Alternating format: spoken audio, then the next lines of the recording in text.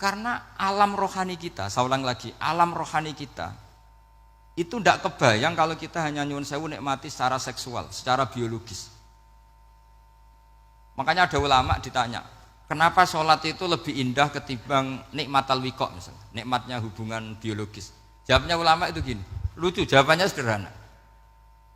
Nikmatnya kamu punya anak itu apa? Jawabnya ulama itu lucu. Kalau sakit dia sembuh, kalau hilang dia datang. Saya ulang lagi ya, kalau sakit dia sembuh, kalau hilang dia datang. Sekarang orang tua yang punya anak sakit koma di UGD atau di emergency, itu senangnya tuh mengalahkan kesenangan apa saja. Kira-kira orang yang berhubungan intim atau yang hubungan biologis dengan orang yang sedang anaknya sembuh dari koma, senangnya senang mana? Senang yang melihat anaknya sembuh dari koma. Senikmat apapun hubungan biologis, senang anaknya yang hilang ketemu. Nah, kalau anak ketemu saja orang seseneng itu, apalagi kita di surga. Ketemu zat yang lama kita sembah, yang lama kita rindukan, yang lama kita rindu. Kemudian ketemu di surga. Maka tidak ada artinya surga tanpa melihat Allah Subhanahu wa ta'ala. Memang harus dijelaskan secara rohani. Akhirnya orang ngerti bahwa nikmat tertinggi di surga adalah melihat Allah Subhanahu wa ta'ala.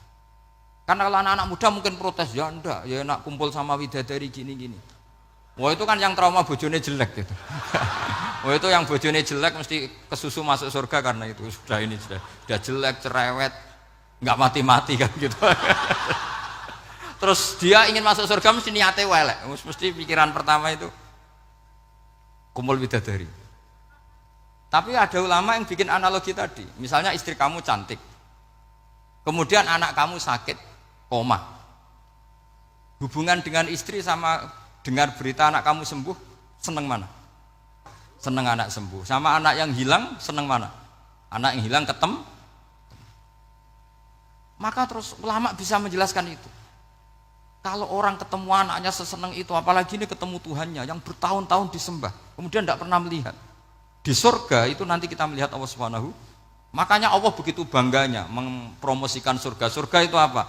Surga itu wujuhu yauma idzin nadhirah ila rabbiha nadhirah, yaitu wajah-wajah berseri-seri dan melihat Allah. Itu tanpa dijelaskan seperti ini Anda akan janggal, enaknya di mana? Tapi setelah dijelaskan detail gini oleh ulama, maka kita akan tahu an-ni'matul uzma sing enggak ada perbandingannya adalah nikmat masuk apa? Surga karena melihat Allah Subhanahu wa ta'ala. Ya jadi saya berkali-kali pokoknya minta sekali, hadil umat harus umat yang rasional, terutama dalam mengemban tauhid. Karena tauhid ini yang disebut kalimah. Sampai Allah mengistilahkan kepada Nabi Ibrahim itu wa ja'alaha kalimatam baqiyatan fi aqibih. Kalimat tauhid adalah kalimat yang akan abadi di anak cucunya Nabi Ibrahim. Baik anak cucu yang karena gen mau anak cucu yang karena sebab, yaitu santri dengan kiai. Dan itu caranya gimana? Umat Islam jangan berhenti belajar mantek. Makanya di MGS, di Qudsiah, di TBS semua pondok pasti ngajarkan mantek, di Bendan, ilmu logika. Yaitu tadi, kalau kamu tidak bisa menemukan tauhid dengan cara tadi, dengan cara al-alam mutaghayyir wa kullu mutaghayyir hadis la buddan min bukhtis, paling tidak pakai ilmu yang dilakukan Rasulullah SAW. Yaitu masyhur itu, saya sering cerita di mana-mana. Ada orang namanya Jubair bin Mut'im, Muhammad bin Jubair bin Mut'im. Itu dulu dia kafir. Dia orang pinter sampai dipasrai jadi negosiator untuk mengurus tawanan perang Badar yang ditawan Rasulullah SAW. Ketika datang di Madinah, delalah pas maghrib, Nabi baca wattur wa kitabim mastur. Di antara ayat yang dibaca Nabi itu am khuliqu min ghairi syai'in. Masa manusia sebanyak ini kemudian mereka diciptakan oleh ketiadaan. Min ghairi syai'in itu oleh ketiadaan. Masa alam raya yang wujud ini, alam raya yang punya eksistensi ini kemudian penciptanya adalah ketiadaan. Padahal wal adamu la yakhluqu wa la yu'assiru wa la kadza wa kadza. Tentu sesuatu yang tidak ada itu tidak bisa dikatakan sebagai pencipta. Wong enggak ada, jadi faktor saja enggak mungkin apalagi jadi pencipta. Itu Nabi habis sholat langsung beliau sungkeman, ya Muhammad, saat ini juga saya iman. Karena logika yang dibangun ayat yang kamu baca itu menghabiskan semua logika saya. Intinya logika tauhid itu akan mengalahkan semua teori non tauhid. Itu yang disebut bal naqdhifu bil haqqi 'alal batili fayadmaghuhu fa idza huwa zahib. Kebenaran tauhid itu akan menghancurkan kekuatan apa saja. Fayadmaghuhu itu di tafsir Tobari disebut dorbatan tasujud dimah. Satu pukulan sing sampai menjadikan otak itu hancur. Lainnya disebut damagho, dimah itu maknanya otak. Maka kamu tidak usah khawatir kalau Islam didiskusikan di Uni Soviet, didiskusikan di Kanada, didiskusikan di Korea. Pasti kalimat tauhid akan mengalahkan kalimatul batil. Pasti ja'al haqqu wa zahaqal batil. Innal batila kana zahuq. Tapi syaratnya kita harus kuat. Makanya saya ini senang sekali yang namanya ngaji itu saya senang. Karena saya tadi bercita-cita ingin jadi dosen setelah mati. Karena di dunia sudah tidak jadi apa? Dosen. Saya ingin seperti Imam Amudi. Pertama ketemu Allah, beliau disuruh ngajar malaikat tentang ilmu apa? Matematika yang mengarah ke tauhid. Jadi diajarkan. Kamu tahu angka 2, angka 3, angka 4, semuanya bersumber dari angka 1. Berarti semuanya berawal dari 1. Enggak tahu setelah itu malaikatnya dites lagi apa enggak tahu. Pokoknya pas itu malaikat ya paham semua oke. Kayak apa hebatnya umat Rasulullah Shallallahu alaihi wasallam? Karena akalnya kuat. Sehingga kita harus kuat. Sehingga kalimat yang benar disebut kalimatu haqqin 'alaiha nahya wa 'alaiha.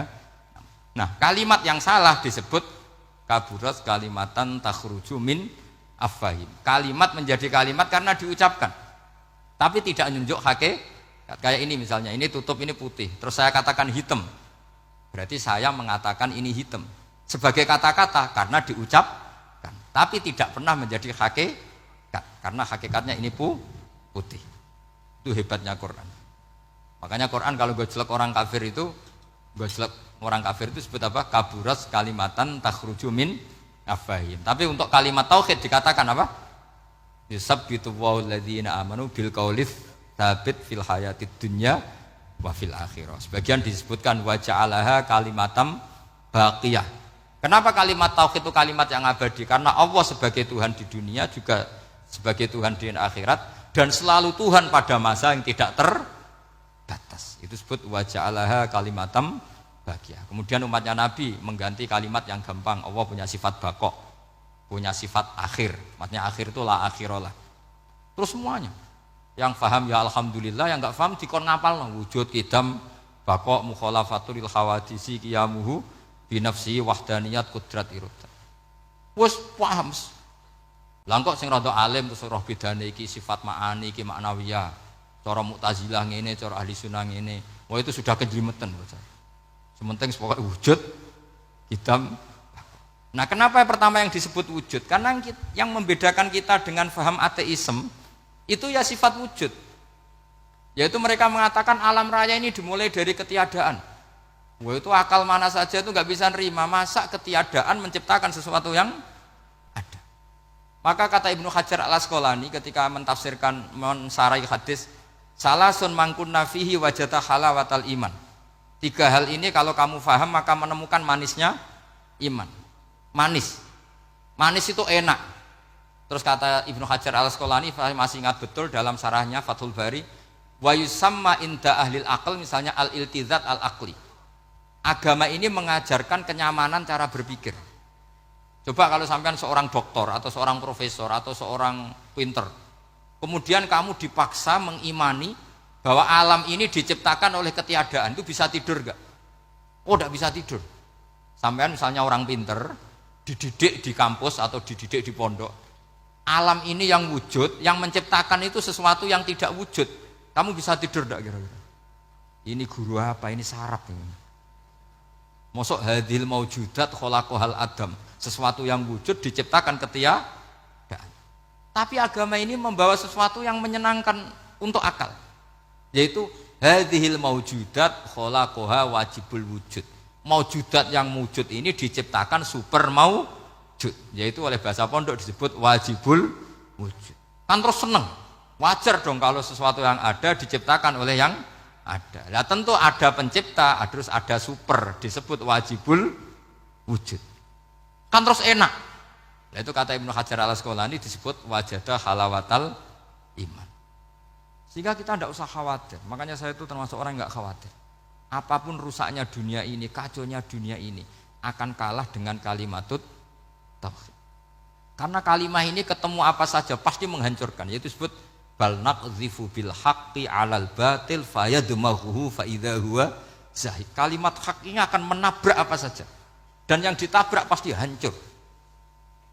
Makanya sampai tidak usah khawatir misalnya ada negara ateis di Cina, di Korea. Kita yakin asal yang diteliti itu agama Islam pasti menang. Nah yang susah kalau yang diteliti orang Islam. Itu susah. Karena yang copet kadang-kadang ya umat. Apalagi di negara yang mayoritas muslim, nanti copetnya, premannya, koruptornya semuanya beragama Islam. Makanya kita hanya punya pilihan dua itu, umat Islam dan Islam yang kumat itu dok. Kalau tidak umat Islam ya Islam yang kumat. Tapi kalau kalimat tauhid itu kalimat yang aman, tak jamin. Tak jamin 100%. Sehingga saya itu kalau ditanya profesor Pak Bahak, kalau suatu saat Indonesia jadi negara yang sangat terbuka, kemudian ada sekolah perbandingan agama, menurut Anda prospek Islam gimana? Saya jawab asal yang dikaji Islamnya bukan orangnya, pasti Islam tetap prospek. Asal yang dikaji apa? Islamnya bukan orangnya. Kalau orangnya ya masya Allah. Ya itu tadi kalau tidak umat Islam ya Islam yang umat. Ya ngoten mawon supaya niki mungkin untuk barokah napa? Raden Asnawi untuk barokah ngaji kalimat tauhid. Terus sampean kudanan iki kula mboten sakake, tak anggap untuk rahmat ngoten mawon nggih. Terus karena tadi di antara syaratnya tobat kata Imam Ghazali itu pernah kena air hujan langsung turun dari langit. Ya itu jelas itu di Ikhya itu karena ahalul halal adalah alma an-nazil minas sama. Halalnya barang paling halal adalah air yang pertama turun dari langit. Tapi kalau yang sudah lewat pecine sampean tuh masalah itu. Kadang pecinya kan mek temane gasap macam-macam gitu. Atau beli lewat nyentak orang tua ya masalah lah ini. Tapi ya lebih baik yang pakai peci timbang yang enggak, lebih sopan gitu kan. Tapi yang enggak pakai peci ya enggak apa-apa karena langsung kena apa? Hujan. Jadi pokoknya yang ingat-ingat ya, yusabbitu wallahu alladziina aamanu bil qawli tsabit. Assalamualaikum warahmatullahi wabarakatuh.